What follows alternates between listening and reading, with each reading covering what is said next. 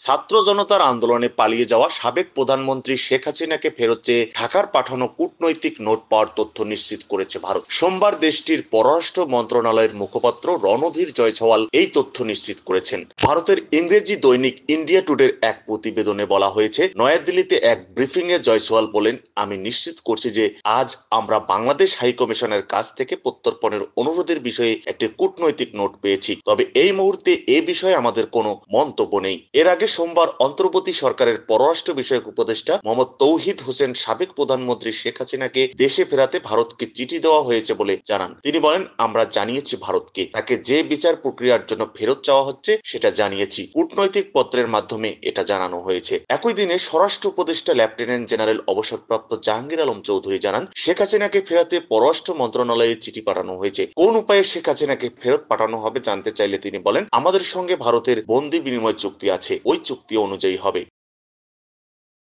News desk, green বার্তা 24।